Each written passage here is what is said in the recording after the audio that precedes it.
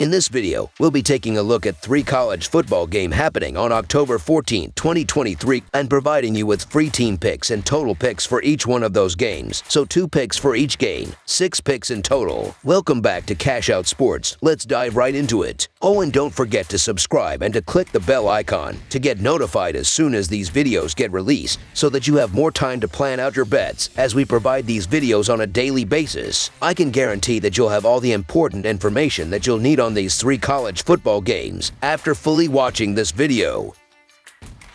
One more thing before we start, if you would like to gain access to our best exclusive sports picks to take your journey to the next level, then check out our Patreon in the link down below where we offer our best single picks, parlay picks, and much more. Now let's get started.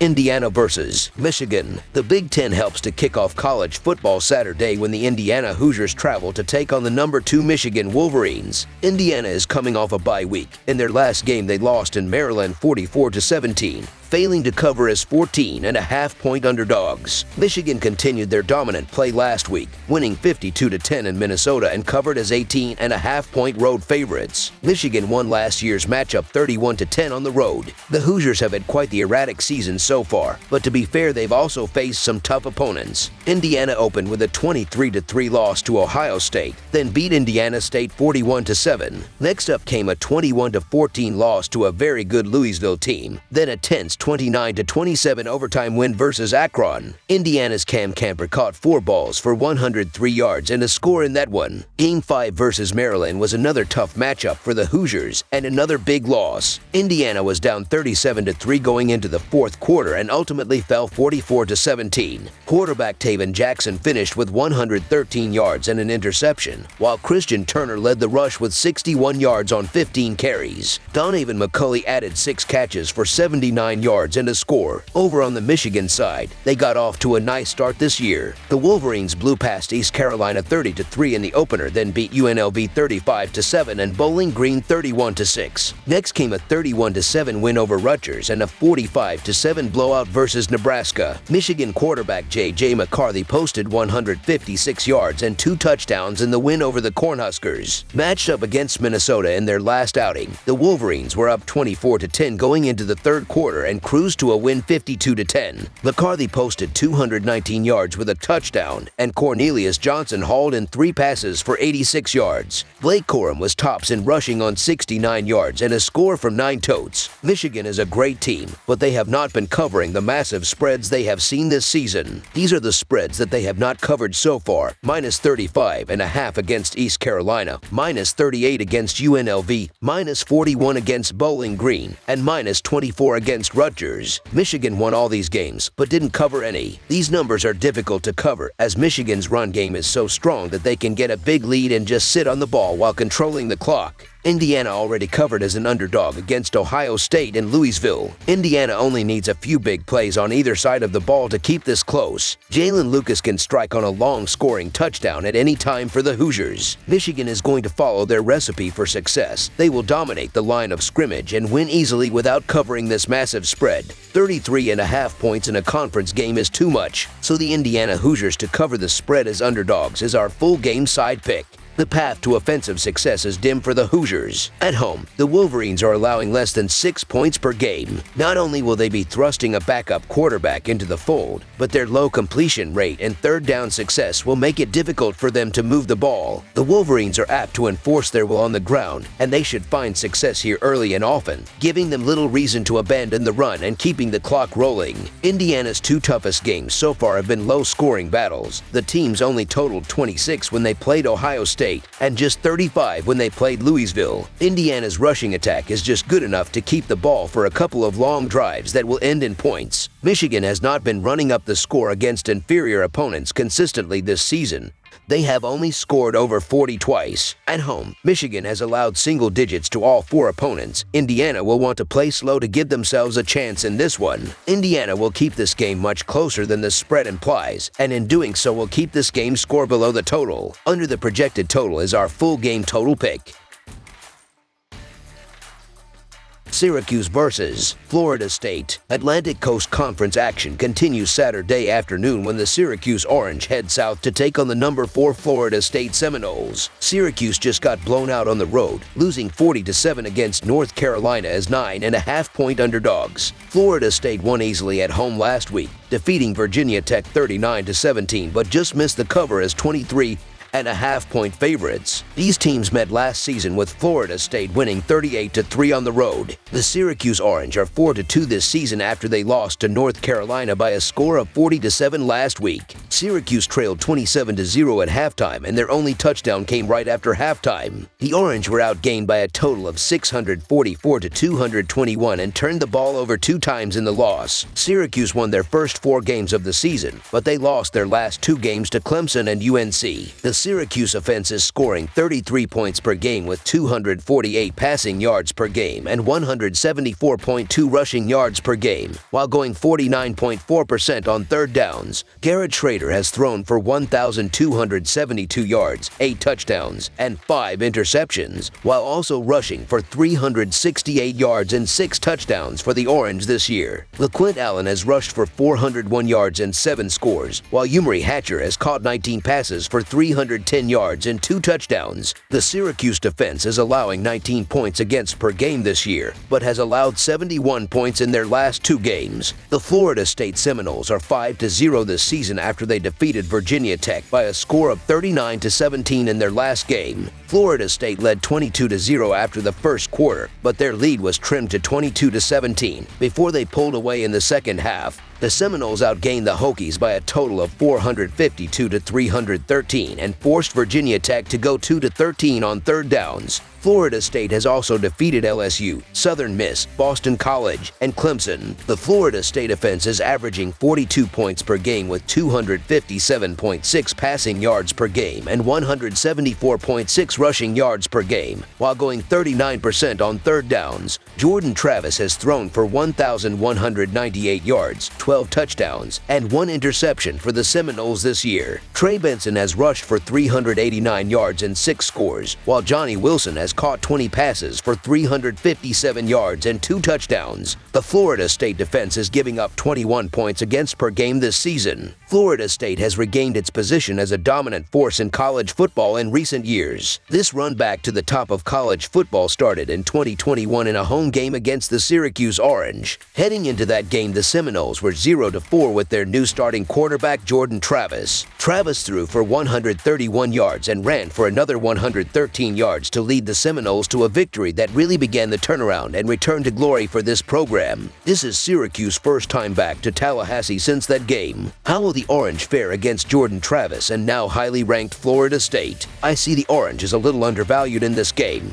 They are coming off an incredibly tough pair of games against Clemson and North Carolina. Their last game against UNC, quarterback Garrett Schrader had one of his worst performances under center in his tenure at Syracuse. Schrader is a talented and experienced quarterback that has led the Orange the past couple of seasons to be a tough team to beat in the Atlantic Coast Conference. Florida State is very talented defensively, but Schrader should know exactly what to expect after going against 2 other great Atlantic Coast Conference defenses. Florida State's offense runs through Jordan Travis. Since that game in 2021, Travis has grown into the quarterback this program was hoping he would become. He can get it done with both his legs and his arm and has all the tools to be successful at the next level. We have seen Florida State dominate their opponents this season, but we have also seen them struggle at times. There are games that Florida State has circled on the remaining of their schedule. This is not one of them. This feels like a typical letdown spot, as Florida State has its eyes focused on a college football playoff, which is half a season away. Florida State almost slipped up against Boston College, and it doesn't matter that the game was in Boston College. That showed that Florida State has some holes in their game. Quarterback Garrett Schrader sent a message to his team and coaches after the UNC game, stating that they have to get back to the drawing board and change things. This Syracuse team has talent on it, and they should be ready to rebound from the North Carolina loss in this game. I like the Orange to stay competitive and find success in this Atlantic Coast Conference rivalry game. I just think this is simply a case of giving up too many points to a Syracuse team that can move the ball with a solid dual-threat quarterback in Garrett Schrader. And while Syracuse's offense has taken a dip in recent weeks, I think we've hit the bottom of the market on Syracuse, giving us value on them as underdogs. I'm not saying the Orange win this one outright, but a 2-score loss still gets us within the number. Coach Babers will have his team ready for this high-profile matchup. They probably won't pull the upset, but taking 17.5 points is the right play as Florida State overlooks another Atlantic Coast Conference opponent and will have to scratch and claw their way to victory. I like the undervalued Orange in this matchup,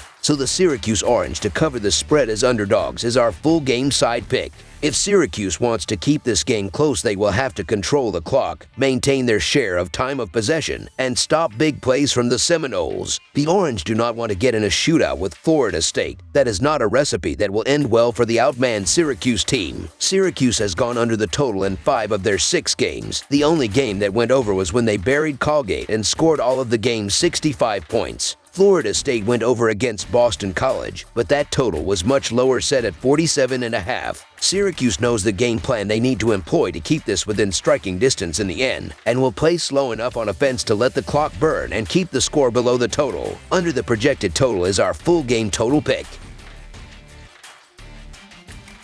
California versus Utah. The California Golden Bears will be trying to pick up their second road win of the season when they face the Utah Utes on Saturday afternoon. The game will be played at Rice-Eccles Stadium. The Golden Bears are coming off a 52-40 loss to Oregon State as 7.5-point underdogs. The Utes are coming off a 21-7 loss to Oregon State as 4-point underdogs. Utah is 5-3 in 8 games against California. The Bears alternated wins and losses in their first 5 games this year, beating North Texas 58-21 in the opener before a 14-10 loss to Auburn in Game 2. California would follow that up with a 31-17 win over Idaho and a 59-32 loss to Washington. The Golden Bears got back in the win column the next weekend with a 24-21 win over Arizona State. Matched up against Oregon State last weekend, the Golden Bears gave up points in every quarter but still managed to hang around until the fourth in a 52-40 loss. QB Fernando Mendoza put up 207 yards with 2 scores and a pick,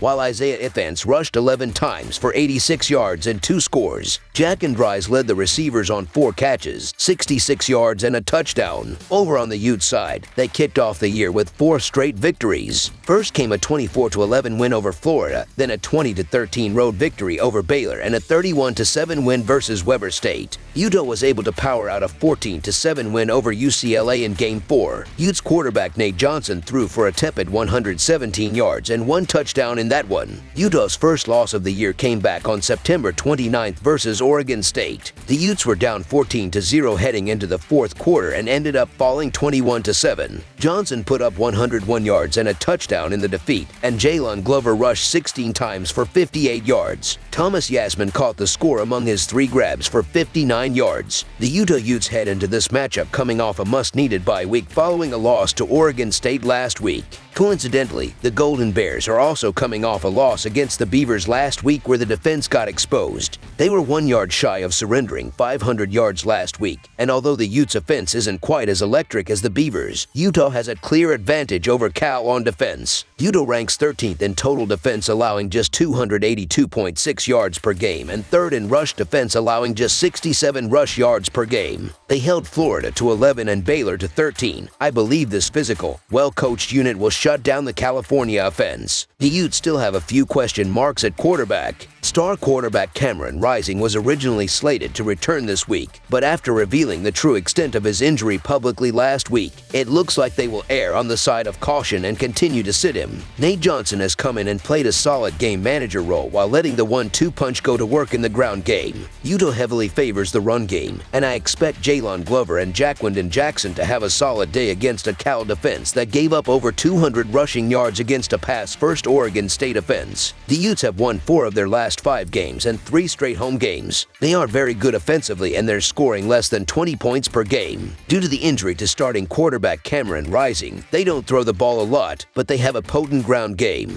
For the most part, the Golden Bears have done a good job defending the run, but they struggled against good running teams and gave up over 200 rushing yards to the Beavers in their last game. They haven't been as good when it comes to their pass defense and gave up over 300 yards in their last game. game, so expect them to have a hard time slowing down the Utes in this game. The Golden Bears split their first 6 games. They've played well offensively, scoring over 30 points per game thanks in large part to their 11th-ranked running game. Unfortunately for them, the Utes have been great when it comes to defending the run, and they're holding opponents under 70 rushing yards per game. They also have a very good pass defense that has done a good job getting after opposing quarterbacks, especially at home where they are averaging 6 sacks per game. So expect them to stack the box and force the Golden Bears to beat them through the air, which isn't going to happen. So the Utah Utes to win and cover the spread as favorites is our full game side pick.